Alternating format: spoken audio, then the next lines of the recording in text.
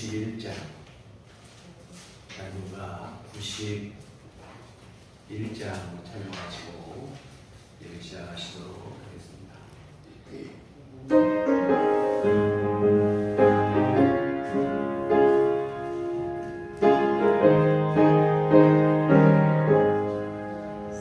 슬픈 마음 있는 사람 예수 이름 믿으면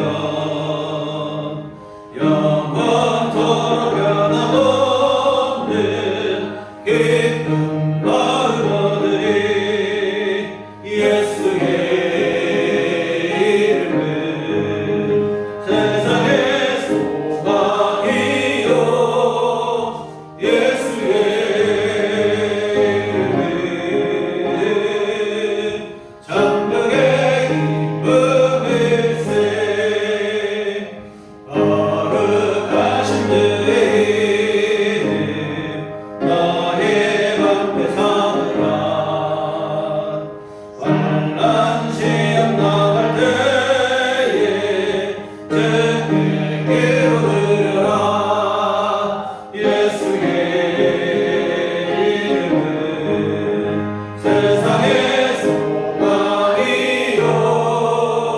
예수의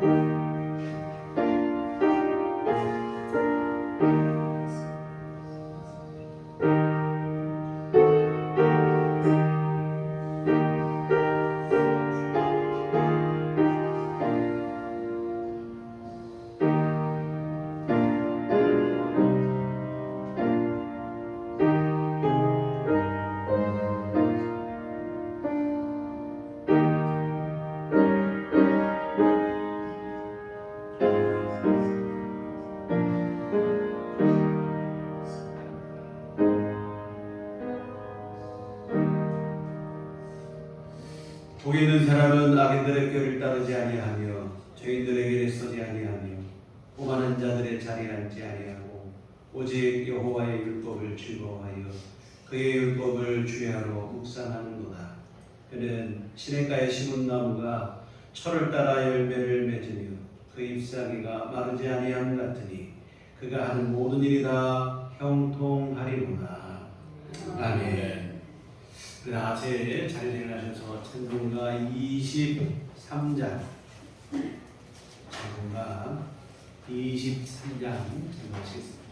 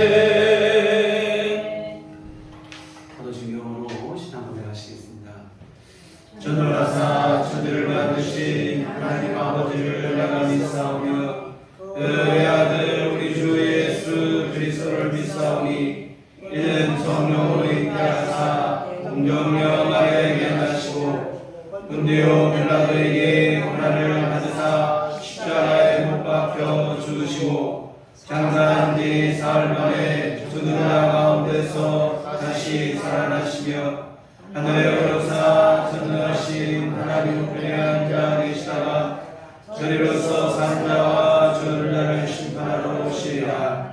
성령을 믿사오며 거룩한 공회와 성도가 서로 교통하는 것과 죄를 사하여 주시는 것과 몸이 다시 사는 것과 영원히 사는 것을 믿사옵나이다. 아멘. 성지교독은 64번입니다. 64번.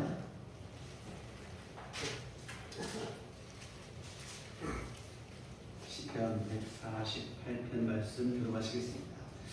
할렐루야. 하늘에서 여호와를 찬양하며 높은 데서 그를 찬양할지어다.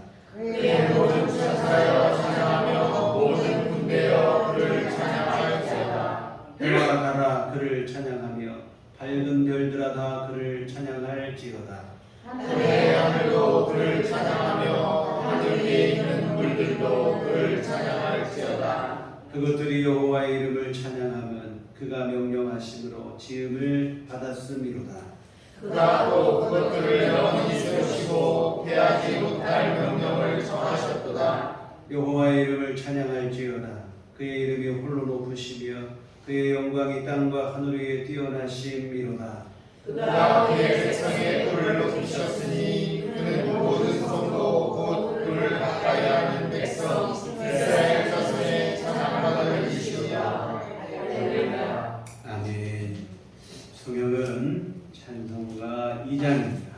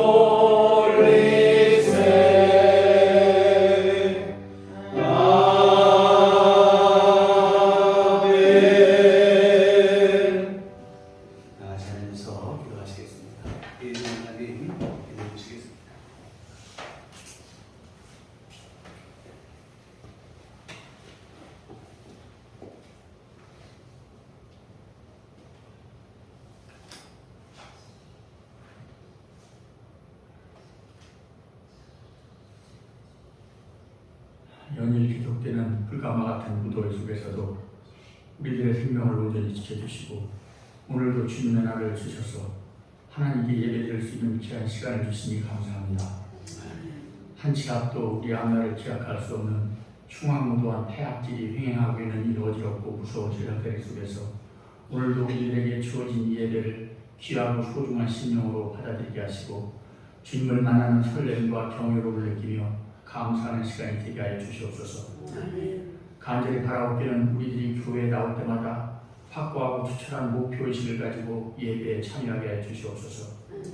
먼저 하나님 말씀에 전적으로 의지하며 살아가는 변별된 하나님의 자녀로서의 다짐을 늘 심령에 품고 이를 내면에 강화하며 행동하는 그리스도인의 모범을 목표로 삼고 예배에 임하게 해 주시옵소서. 또한 설교 말씀을 통해서 어제와는 또 다른 새로운 그리스도인의 모습으로 변화하는 자화상을 목표로 새로운 나, 새로운 자아를 만들어갈 수 있도록 절실한 심령으로 예배에 임하게 해 주시옵소서. 더불어 영겁의 세월 속에서 찰나의 삶을 살아가다가 이 생에서 육신을 마감하는 우리들에게 늘 천국에 대한 소망을 잃지 않고 살아갈 수 있는 천국 믿음을 목표로 삼고 예배에 임하게 해 주시옵소서. 전능하신 하나님 아버지, 도덕과 규범과 질서가 흐트러지고 무너져가는 어처구니 없는 오늘의 이 참담하고 암담한 현실 속에서 종교가 제 역할을 다하지 못하고 교육이지의 기능을 상실하고 붕괴되어가는 이 상황을 불쌍히 여기시고 정상으로 돌아가게 하시고 본질을 회복해 해 주시옵소서. 하나님의 자녀로서 모든 불의에 대하여 무관심하거나 침묵하지 않게 하시고 여러 불행한 일들로 인하여 상처와 피해를 입은 분들을 위해서 함께 공감하고 아파하며 기도하게 해 주시옵소서. 사회 정의가 무너지고 사회 악이 횡행할수록 우리들이 하나님을 찾고 부르면서 구하게 하시고 기도하게 하여 주시옵소서. 내 자신의 안위와 행복만을 위한 편협한 신앙관에서 벗어나서 여러 가지 모양으로 고통을 받고 있는 이웃과 나아가 세계 시민들을 위해서 함께 염려하고 위로하며 기도하게 하여 주시옵소서. 풍요가 넘치는 이 세상 속에서 지구 한편에서는 기아와 빈부로 굶어 죽어가는 사람들이 허다합니다. 아직도 종족 간 내전과 국가 간 전쟁으로 이 순간에도 무거하게 죽어가는 생명들을 불쌍히 여기시고 이 무지한 인간들이 자행하고 있는 광기 어린 행동을 멈추게 하여 주시고 평화가 넘치는 지구촌으로 만들어 주시옵소서. 빈곤에 허덕이는 국민들은 뒷전이고 국고를 낭비하면서 연일 미사일로 대한민국을 위협하는 저 철없고 포악한 북한의 독재자를 하나님의 정의의 이름으로 처단하여 주시고 우리 한반도에서 전쟁이 절대로 일어나지 않도록 하나님이 강권적으로 인도하시고 보호하여 주시옵소서. 사랑의 주님, 오랜 장마와 폭염 속에서 전국적으로 수해로 사망하거나 고통을 받고 있는 피해 이재민들을 딱히 여기시고 저들에게 힘주시고 용기를 주셔서 일어나게 하여 주시옵소서. 하나님의 자녀로서 저들의 아픔이 곧 우리 아픔을 깨닫게 하시고 또한 기도하게 해 주시옵소서. 이 폭염에 우리들 교회 성도님들께도 하나님이 든든한 울타리가 되시고 방패가 되셔서 온전히 건강을 지켜주시고 건강한 육신 가운데 하나님을 부르며 기도하게 해 주시옵소서. 불가피한 사정으로 우리들 교회를 떠나가신 성도님들께도 늘 하나님이 기억하시고 함께하시며 축복하여 주시옵소서.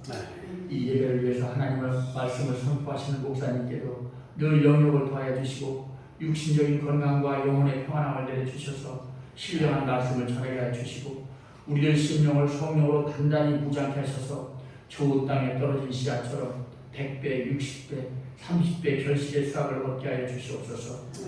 이 예배 위에도 영상과 피아노 반주로 예배의 신령함을 다하고 힘을 돋구어주는 수고하는 손길 위에도 하나님이 기억하시고 은혜로 갚아주시옵소서.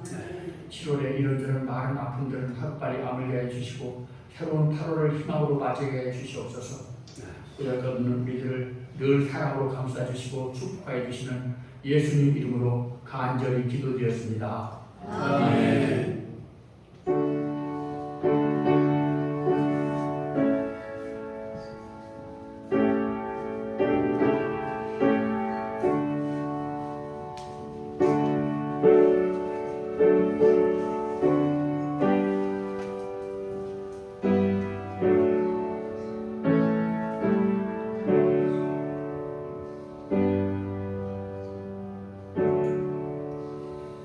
주님 가르치신 기도하시겠습니다.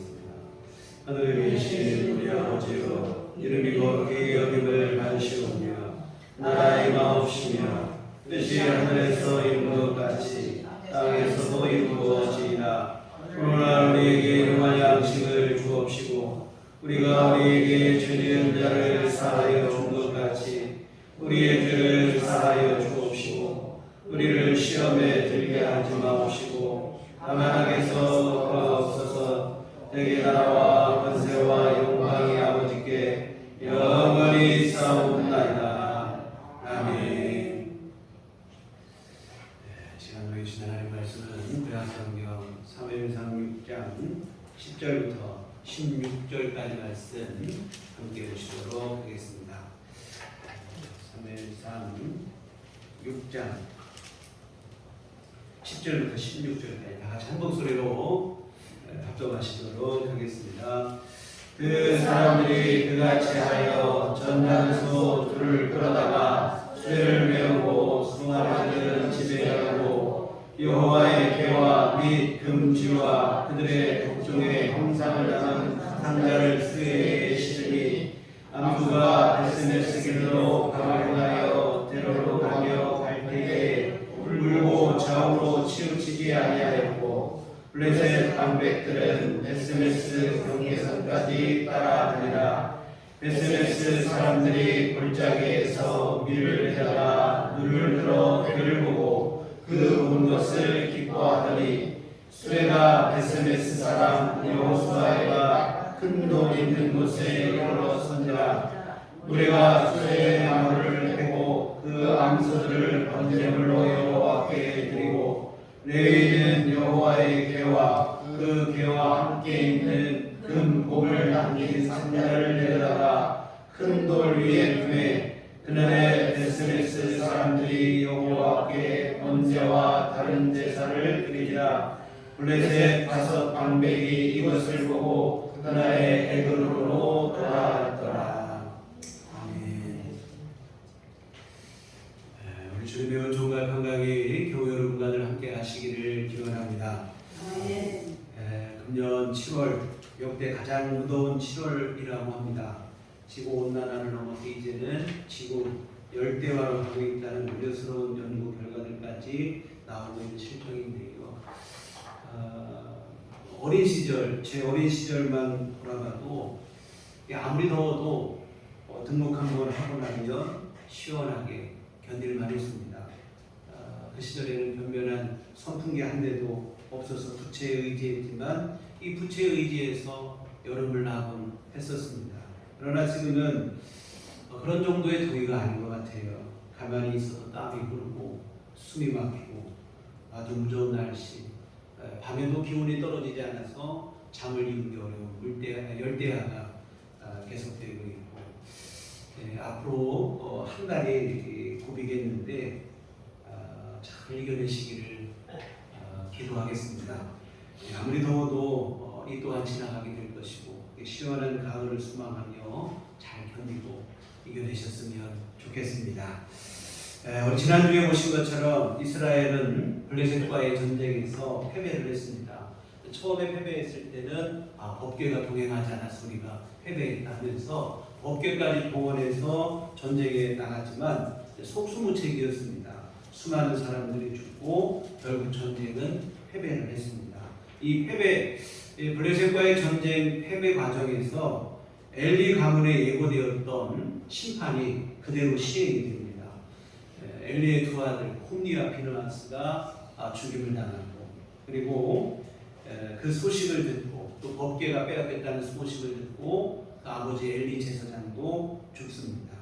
그리고 비느하스의 아내는 갑자기 산기를 느끼고 아이를 낳다가 아이를 낳고는 죽습니다. 온 집안이 풍기박산이 나고 하는데요. 하나님의 일찍이 경고하셨던 심판의 경고를 무시한 결과입니다. 죄인 것을 알고도 그 죄를 끊지 않았습니다. 지속적으로 반복한 결과 무서운 심판을 받고 있는데요. 히브리서 말씀처럼 짐짓 죄를 범하는 자마다 다시 속하는 제사가 없다고 하는 말씀 우리가 분명히 기억해야 되는데요. 실수로 지은 죄는 그렇겠지만 그러나 고의적으로 근데 고의적으로도 우리가 한두 번을 할 수 있어요. 그런데 반복적으로 그런 죄를 짓고 습관이 되어버리고 한다면 이것은 양심의 화인을 맞은 것이고 그리고 또한 십자가 은혜를 오해한 것이고 그러한 죄에 대한 용서의 은혜는 없다는 겁니다. 회개하기만 하면 모든 죄 다 용서받고 이것은 사실은 우리의 착각일 수 있다는 것을 잊지 않으셨으면 좋겠습니다.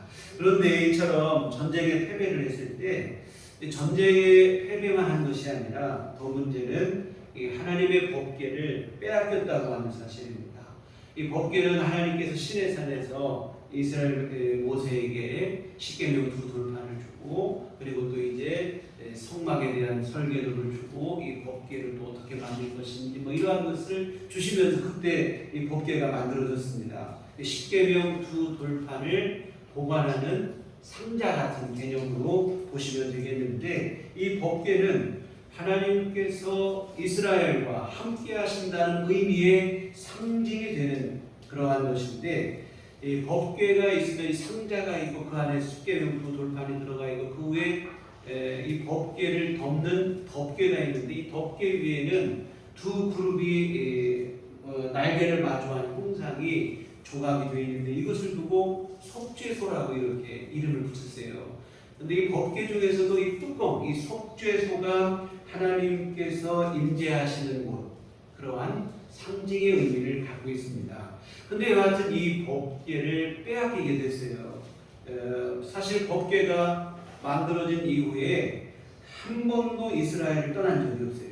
그런데 전쟁에서 이번에 패배를 하고 그 법궤가 빼앗겨서 블레셋 땅으로 옮겨지게 된 것입니다. 이렇게 빼앗긴 법궤가 블레셋 땅에서 7개월 동안 머물게 되어지는데 근데 그 7개월 동안 우리가 지난주에 보신 것처럼 블레셋 도시들이 초토화가 되고 말았습니다. 법궤를 옮겨가는 도시마다 전염병이 돌고 사람들이 막 죽어나가고 이렇게 됩니다. 이게 그러면 얼마나 무서운 일입니까? 전염병이 돈다는 거 이게 참 무서운 일이죠. 우리도 이제 지금도 코로나가 뭐 완전히 끝난 건 아니고 죄 확산이 있다면 여러 가지 물론 위험성이 줄어들어서 이제는 코로나를 조금 하향한다, 뭐 등급을 하향한다 이런 얘기가 나오는데요. 처음 우리가 코로나 초기를 생각해 보면 정체를 알 수 없는 처음 겪어보는 바이러스에 대한 공포, 온 세계가 두려움에 떨었습니다. 온 나라가 국경을 걸어 잠그고 두려움 속에서 지냈잖아요. 전쟁 때에도 멈추지 않았던 것이 예배인데 예배당에서 함께 모여 예배를 드리는 일이 아예 규제가 되고 각 가정에서 온라인으로 예배를 드리고 뭐 그런 일까지 있었습니다. 그 초기에는 확진자가 한 사람만 나와도 그 사람의 동선, 그 사람이 잠복기 기간 동안 어디를 다녔는지 동선이 공개가 되고 동선이 공개가 되면 그 확진자가 다녀간 곳에서는 아무도 가지 않는 그런 막연한 두려움이 있었어요. 이 전염병에 사람이 죽어나간다는 것이 이렇게 두렵고도 무서운 일입니다. 여하튼 블레셋 땅에서 법궤가 옮겨가는 곳마다 이렇게 사람들이 죽어나가요. 이렇게 되다 보니까 블레셋의 도시마다 법궤가 자기 도시로 오는 것을 다 꺼리며 두려워하는 것입니다. 마치 폭탄 돌리기라도 시한폭탄을 돌리기라도 하듯이 서로 꺼리면서 이리 보내고 저리 보내고 하는 것입니다. 여하튼 블레셋 사람들이 법궤에 대해서 겁을 먹기 시작하는 겁니다. 처음에는 전쟁에서 호기롭게 빼앗아 왔어요. 그리고 오히려 이것을 가지고 자신들의 신이 이겼다고 하면서 다군 신전에다 전리품처럼 갖다 바치기도 했는데 오히려 이제는 이 법궤가 두려움의 대상이 되어버리고 말았습니다. 그래서 법궤를 계속 가지고 있다가는 이 나라가 어떻게 될지 모르겠는 거예요. 온 나라가 다 죽게 생겼다 이 말이죠. 그래서 내린 결론이 뭐냐면 안 되겠다. 이 법궤를 이스라엘 땅으로 다시 돌려보내자. 이렇게 결정을 내립니다. 그런데 돌려보낼 때 돌려보내더라도 그래도 돌려보내기 전에 한 가지 확인을 해보자는 거예요. 이번 재앙이 진짜로 이 법궤 때문인지 아니면 까마귀 날다 배 떨어지는 식으로 우연히 일어난 일인지 확인을 해보고 싶다는 거예요. 이 확인을 해본 다음에 돌려보내도 돌려보내자. 우연히 일어난 일인데 우리가 괜히 지에 겁을 집어먹어서 어떻게 힘겹게 빼앗은 법궤를 내 손으로 그냥 갖다 돌려보내고 그런 어리석은 일은 없어야겠다. 이런 생각이죠. 이에 이 블레셋 사람들이 확인을 해보기 위해서 어떤 일을 하냐면 정상적인 경우에는 절대로 일어날 수 없는 불가능한 상황들을 아주 복잡하게 연출을 해서 시험을 하는 거예요. 오늘 본문 전에 있는 7절을 보면 그러므로 새 수레를 하나 만들고 멍에를 메어보지 아니한 젖나는 소 2마리를 끌어다가 소의 수레를 메우고 그 송아지들은 떼어 집으로 돌려보내고 이렇게 되어 있어요. 새 수레를 만들고 한 번도 멍에를 메어보지 아니한 젖나는 소 둘로 그 수레를 끌게 해서 이 젖나는 소라고 하는 것은 뭐냐면 새끼를 출산하고 송아지를 갖고 있는 그러한 소를 말하잖아요. 그런데 송아지를 떼어놓고는 그 2마리 소에게 수레를 끌게 한다는 거예요. 그런데 이 끌게 했을 때 젖나는 소 2마리가 송아지를 떼어놓고도 모성 본능을 벗어나서 그 수레를 끌고 벳세메스로 간다면 이것은 하나님께서 우리에게 재앙을 내린 것이다.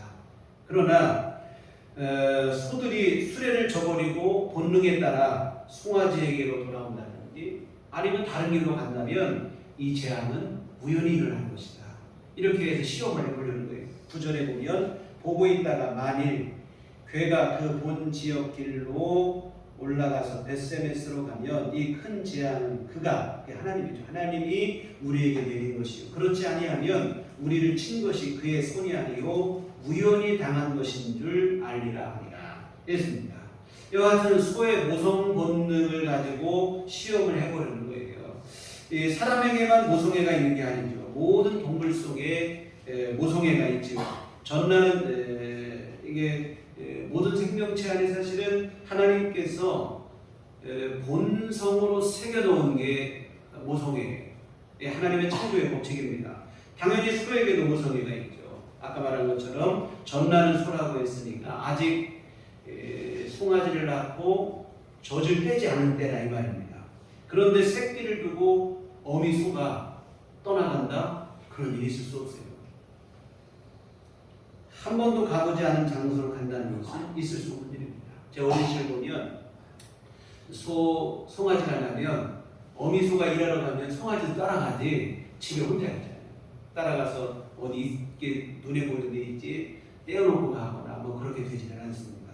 여하튼 모성 본능을 거스르는 일, 자기 혼자 그냥 송아지를 떼놓고 길을 간다 있을 수 없죠. 게다가 누가 억지로 끌고 가는 것도 아닌데 자기 스스로 간다 있을 수 없어요. 여하튼 블레셋 사람들은 이러한 상황을 통해서 이 블레셋 도시들 안에 일어난 재앙의 원인인지 분명히 확인해 보고 싶었어요. 그래서 절대로 우연히 일어날 수 없는 불가능한 상황들을 복잡하게 연출을 해놓은 거예요. 조금 더 자세히 들여다보면 먼저 법궤를 어디에다 실어 보내냐면 새 수레에다 실어 보낸다고 했어요. 여러분 새 것은 좋기는 하죠. 새거 우리가 다 새 것을 처음 먹게 되면 기분 좋아요. 그런데 여러분 새 것은 문제가 있어요. 뭐냐면 익숙하지가 않다는 겁니다. 여러분 무엇이든 새 것을 처음 쓰게 되면 어색하고 손에 익지가 않아요. 우리가 매일 사용하는 것이 헌 것이라도 손에는 더 잘 익숙하고 좋잖아요. 당연히 새 것은 불편할 수밖에 없습니다. 새 수레도 마찬가지로 소들이 끌기에 당연히 어려움이 있죠. 게다가 그 수레를 끌 소들은 지금까지 멍에를 메어보지 않은 소라고 했어요. 다시 말해서 한 번도 수레를 끌어본 적이 없는 소입니다. 훈련이 안 됐다 이 말이에요. 여러분 요즘에는 우리가 막 다 농사 시골 가고 농사를 농기계로 다 농사를 짓잖아요. 요즘에는 뭐 경운기 정도가 아니라 뭐 트랙터에다 콤바인에다가 훨씬 더 좋은 기계를 가지고 농사를 짓는데 그런데 요즘에도 소로 쟁기질을 하는 농부가 있더라고요. TV 한번 소개가 되는 것을 본 적이 있어요. 그런데 이분이 이제 소가 이제 힘이 다 되니까 새 소를 사가지고 또 일소로 훈련을 시키는 과정이 TV에 나오는 거예요. 한 번도 일을 안 해본 소를 일소로 되려면 그냥 하루아침에 쟁기를 메워준다고 쟁기질을 하는 게 아니에요. 하루아침에 되지 않습니다. 훈련을 하고 또 훈련을 하고 반복을 해야 주인의 말을 알아듣고 이게 뭐 쟁기도 끌고 수레도 끌고 뭐 말에 따라서 가기도 하고 서기도 하고 뭐 이래야 하고 오른쪽 뭐쪽 왼쪽 뭐 이런 게 다 있더라고. 보니까 이게 신호에 따라서 오른쪽으로 가기도 하고 왼쪽으로 가기도 하고. 근데 이것이 엄청난 반복 훈련을 해야만 가능해요. 그런데 이런 일을 한 번도 안 해본 소, 멍에를 메어보지 않은 소가 갑자기 멍에를 메고 수레를 끊는다. 수레 끄는 일 자체부터가 안 되는 거예요. 아기가 낳자마자 걷는 것과 똑같은 일이라고 보시면 되는데, 여하튼 이 멍에를 메어보지 않은 소들에게 새 수레를 끌게 하니 이거 뭐 수레를 끄는 일 자체가 불가능합니다. 그런데 그것이 끝이 아니라 아까 말한 것처럼 송아지를 낳은 지 얼마 안 돼 젖을떼지 않은 상태입니다. 그런데 그 송아지를 함께 가게 하는 게 아니고 송아지를 우리에다 떼어놓고 어미 소만 혼자 가서 수레를 끌게 하는 거예요. 다시 말씀드리지만 소의 모성애가 대단합니다. 새끼를 떼어놓고 끌어보지도 않은 수레를 끌고 가보지도 않은 길로 누가 억지로 끌고 가는 것도 아닌데 그 길을 간다. 있을 수 없는 일이다 이 말입니다. 억지로 끌고 가면 뭐 어쩔 수 없을 수 있을지 모르겠지만 그렇게 자기가 알아서 그 길을 간다는 것은 있을 수 없죠. 근데 이것을 블레셋 사람들은 한 마리도 아니고 두 마리를 가지고 시험을 하는 거예요. 한 마리라면 혹시 그 한 마리가 또 그럴 수 있을지 모른다는 생각에서 한 마리만 갖고 시험하는 게 아니고 그런 소를 두 마리를 가지고 시험을 합니다. 사실 한 마리로도 이것은 지금까지 살펴본 것처럼 불가능한 일이에요. 그런데 블레셋 사람들은 더 확실하게 분명하게 알아보기 위해서 두 마리로 시험을 했습니다.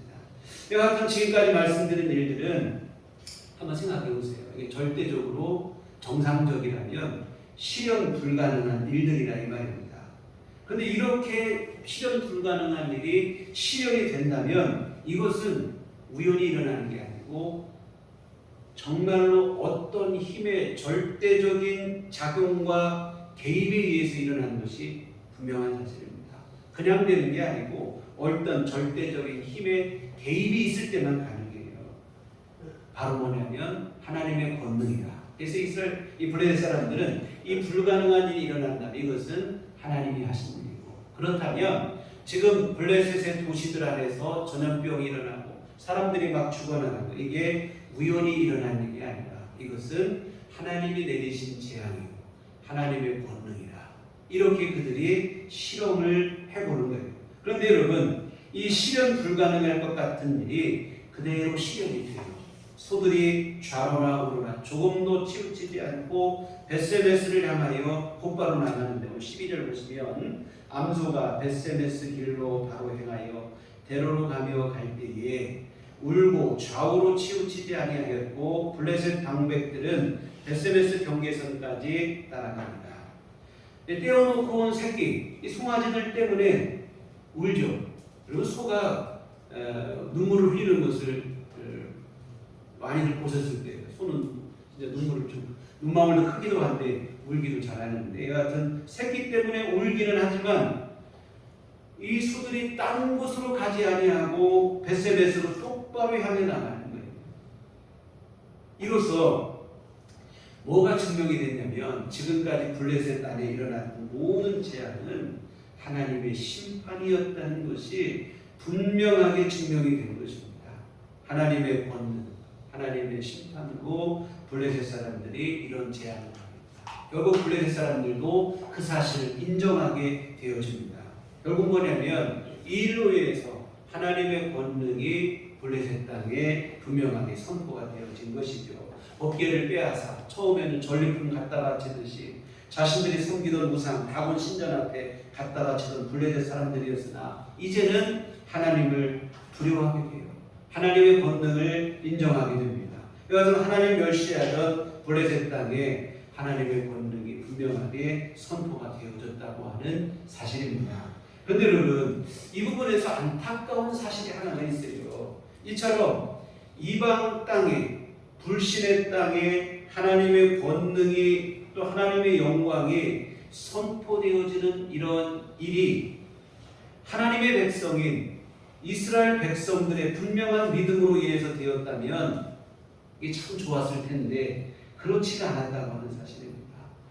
여러분, 이스라엘 백성들이 분명한 믿음을 가지고 있어서 블레셋과의 전쟁을 이김으로 야, 하나님이 역시 참 신이구나, 뭐 이런 것이 블레셋 땅 안에 선포가 되었다면 얼마나 좋겠습니까? 그런데 그렇게 된 게 아니에요. 지금까지 우리가 살펴보신 일련의 과정들을 보면 이스라엘 백성들이 한 일은 실망스러운 모습밖에 없어요. 믿음 없는 모습을 보였을 뿐이고, 그 때문에 오히려 법궤가 빼앗기는 수모까지 겪게 되고, 하나님의 이름을 영광스럽게 하는 게 아니라 오히려 멸시를 받게 하는 그런 일을 했을 뿐입니다. 그런데 하나님의 권능과 영광이 블레셋 땅 안에 선포가 되어진 것은 지금까지 보신 것처럼 전적인 하나님의 능력 때문입니다. 하나님의 권능으로 인해 블레셋 사람들이 하나님을 두려워하게 되고, 그리고 이처럼 하나님의 권능이 드러나는 과정에서 쓰임받은 것이 있다면 이스라엘 백성이 아니라 오늘 본문에 나오는 소 2마리입니다. 이 소들의 사실은 어찌 보면 희생이죠. 그 희생과 순종에 의해서 하나님의 영광이 드러난 일인 줄 믿습니다. 이 미문이라고 치부하는 소들이 오히려 하나님을 높이는 도구로 쓰임을 받은 것입니다. 이스라엘이 아니라 소들이 쓰임을 받은 것이 참 이게 좀 이 부분에서 안타까운 마음이 들어요.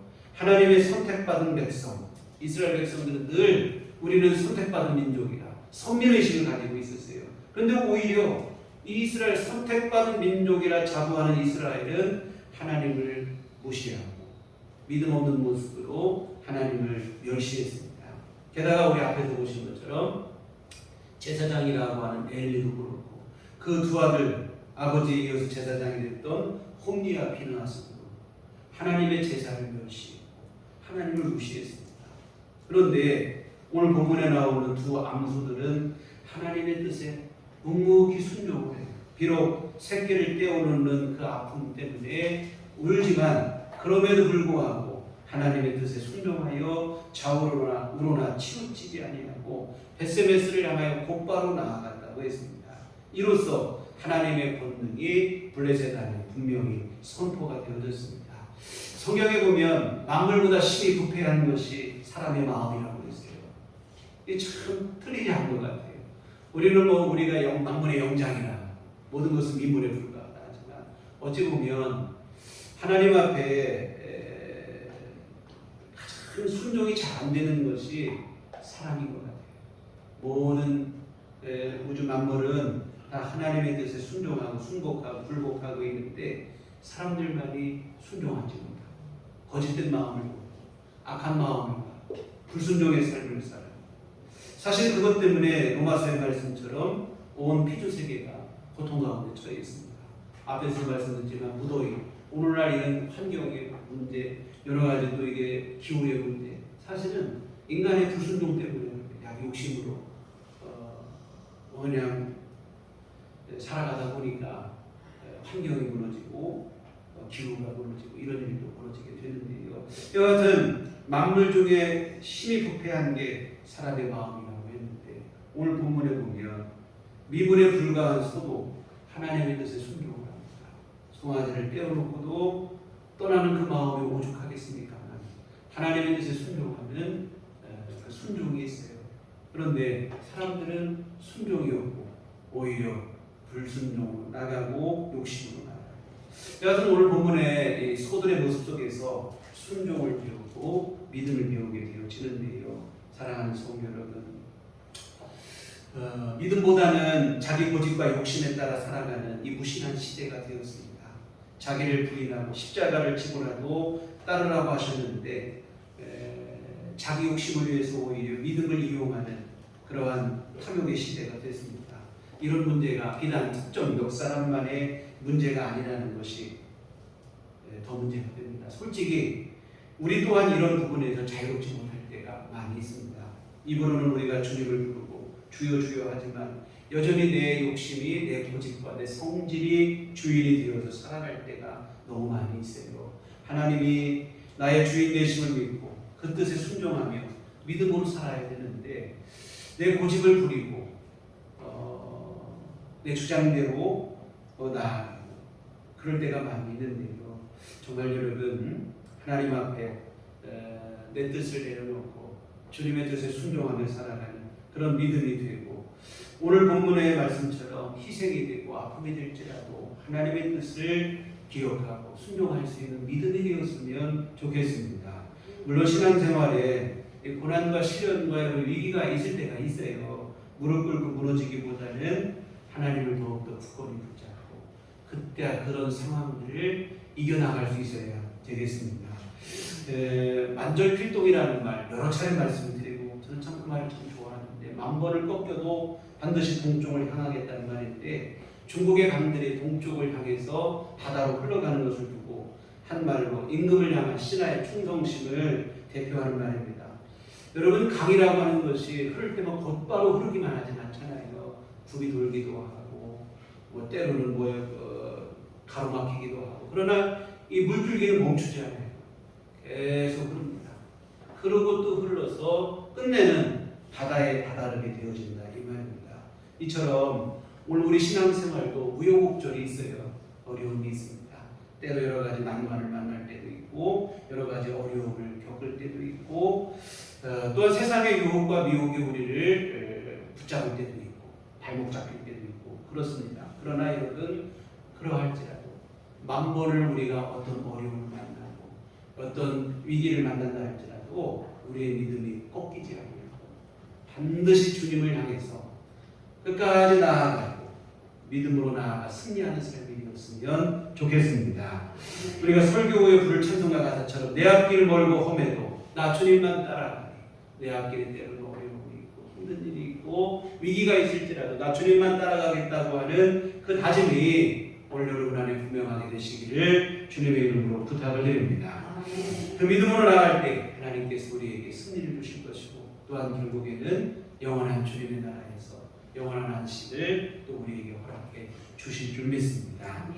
여하튼 이런 과정을 통해서 법궤가 이스라엘 땅으로 다시 돌아오게 돼요. 이 베세메스 사람들이 법궤가 돌아오니까 기쁘게 환영을 합니다. 그런데 문제는 이 베세메스 사람들이 법궤를 다시 돌아오니까 기쁘긴 한데 법궤를 경솔하게 대하다가 그날의 사람들이 죽어나가요. 6장 19절 본문 뒤에 있는 19절에 보면 베세메스 사람들이 여호와의 궤를 들여다본 까닭에 그들을 치사 50,070명을 죽이시니라. 여호와께서 백성을 쳐서 크게 살육하셨으므로 백성이 크게 울었더라. 여기 50,070명은 5만은 괄호가 되어 있는데 이게 성경이라고 하는 것이 사람에 의해서 필사가 되다 보니까 잘못 필사가 된 것 같아요. 50,070명은 아닌 것 같아요. 이 당시 베세메스에 5만 명의 사람이 살지도 않았던 때입니다. 그러다 보니까 5만이라는 것은 잘못 필사가 된 것 같아요. 70명의 사람들이 죽어나갔다 이렇게 보시면 될 것 같은데 율법에 보면 법궤는 들여다보는 것을 엄격하게 금지하고 있어요. 성전 중에서도 성소와 지성소가 휘장에 가려져 있고 그 휘장 뒤에 있는 지성소에 법궤가 놓여져 있는데 만일 법궤를 옮기게 될 때에는 레위 자손들이 어떻게 하는가? 법궤를 자기 마음대로 들어가서 막 옮기는 게 아니에요. 그 법궤에 여러 가지 볼을 세우게 돼 있어요. 직접 보지 않기 위해서 여러 볼을 세운 다음에 고핫 자손들이 어깨에 메고 이 법궤를 옮기도록 되어 있습니다. 그래서 뭐냐면 법궤를 그냥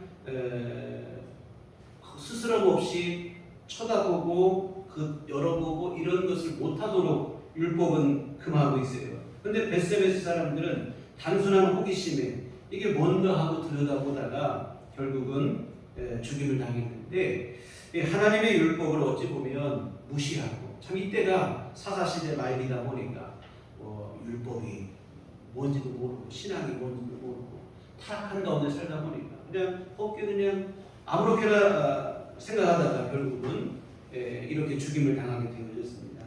여하튼 일이 이렇게 되고 나니까 베세메스 사람들이 겁을 먹게 되는 거예요. 이 법궤 여기 있다. 우리 더 죽게 되겠다. 블레셋 땅에서 똑같은 일이 일어나는 거예요. 블레셋 땅에서도 도시마다 법궤를 막 서로 몰아내는 것처럼 이 이스라엘 사람들, 베세메스 사람들도 두려운 마음에 사실은 자신들의 율법을 무시한 그 실수 때문에 벌어진 일인데 그것은 생각하지 않고 많은 사람이 죽어나가니까 단순한 두려움 속에 이 법궤를 떠넘기기에 급급합니다. 그래서 법궤가 어디로 옮겨가게 되냐면 다른 지역으로 옮겨가게 되고 아비나답의 집에 구별을 이어서 20년 동안 이 기럇 여아림 라는 곳에 가서 20년 동안 머물게 되고 이 법궤가 그 뒤로 한참 세월이 흐른 다음에 우리 나중에 뒤에서 이제 보시게 될 텐데 다윗이 이스라엘의 왕이 되고 예루살렘의 수도를 정한 다음에 이 법궤를 예루살렘으로 모셔오게 되어집니다. 물론 그때에도 법궤를 경솔히 대했다가 우사와 아요가 죽는 그러한 일이 벌어지게 되어지는데요. 여하튼 이 말씀을 보면 그런 생각이 듭니다. 하나님의 법궤가 어느 한 곳에 머물 곳이 없어요. 자식들의 봉양을 제대로 받지 못해서 진보 딸에 옮겨 다니는 부모님 신세 이렇게 비슷하게 보여요. 이 천지를 지으신 하나님이십니다. 온 우주 만물이 다 하나님의 것이고요. 그런데 어리석은 이스라엘 백성들 때문에 모욕과 수치를 당하신 블레셋 땅에 보내졌습니다. 뺏겨서 보내졌죠. 헛된 우상의 신전에 전리품처럼 바쳐지는 그 말할 수 없는 수모까지 겪으셨습니다.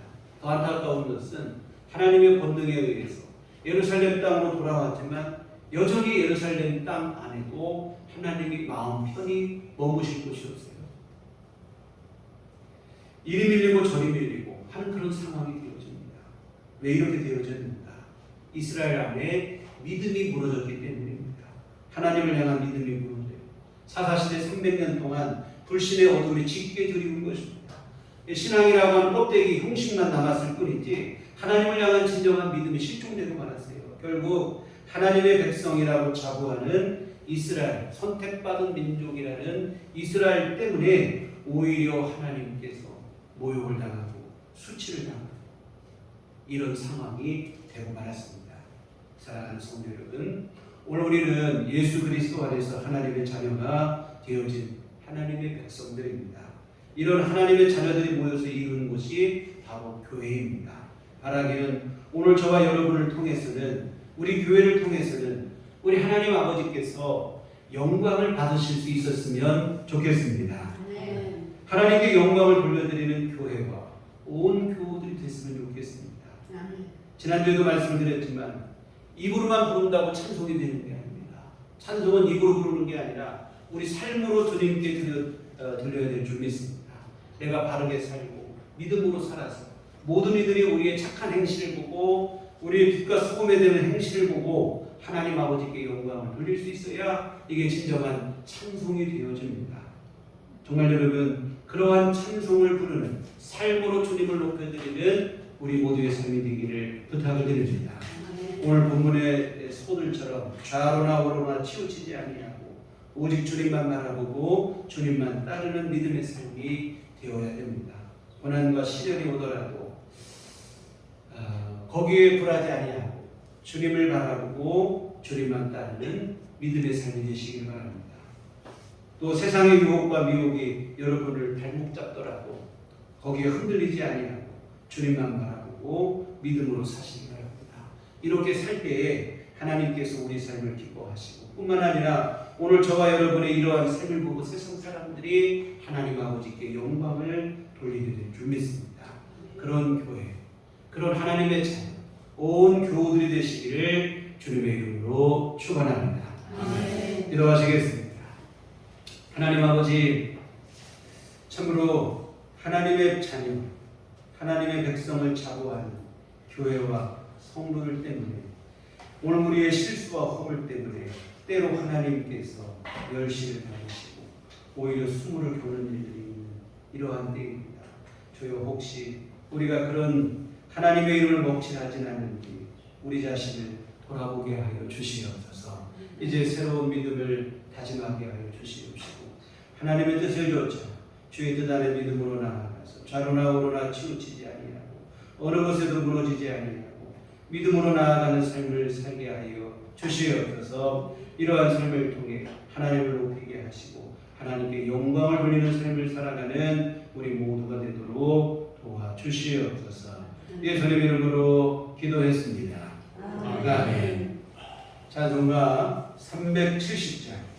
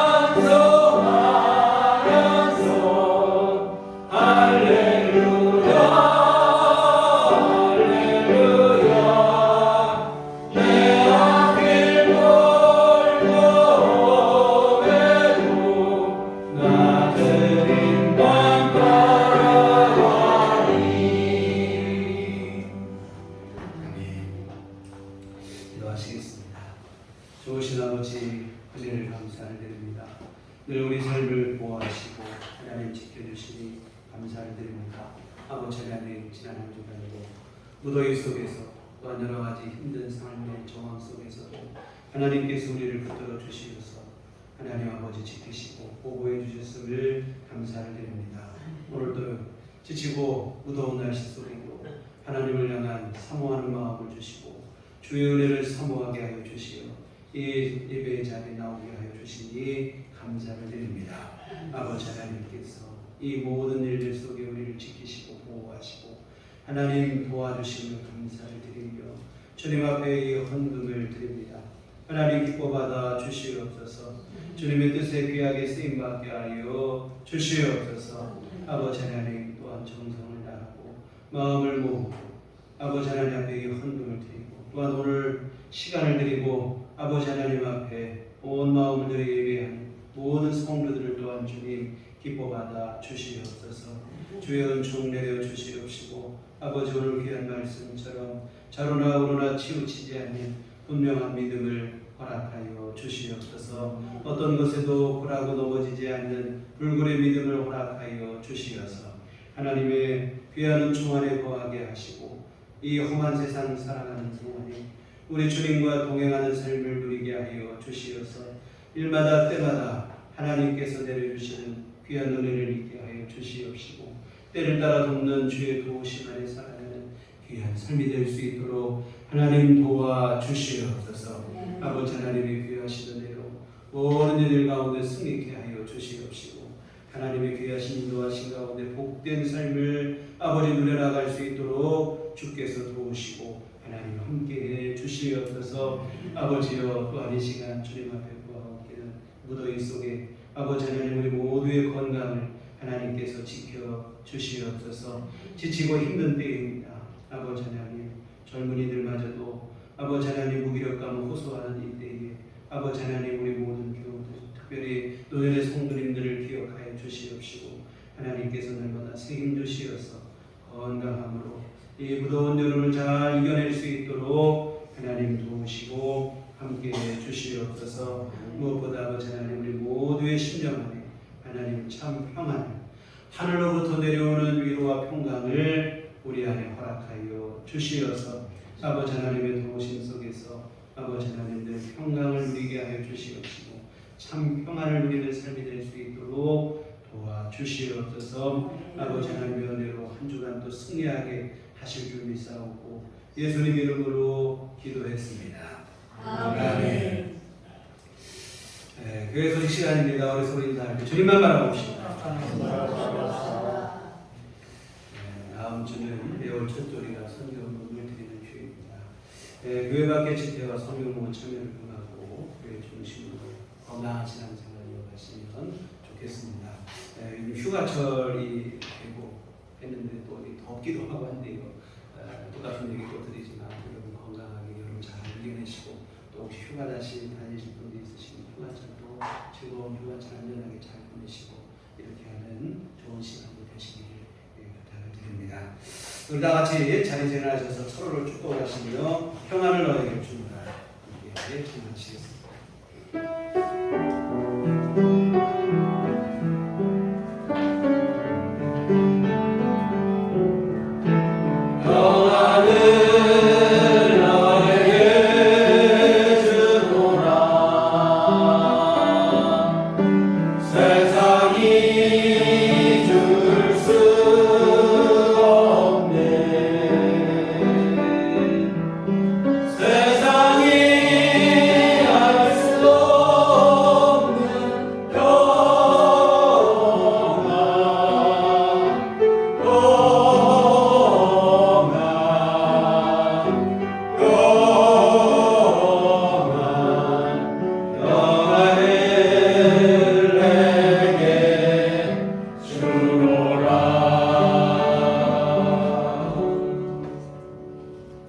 오직 성령이 너희에게 임하시며 너희가 권능을 받고 예루살렘과 온유대와 사마리아와 땅끝까지 이르러 내 증인이 되리라.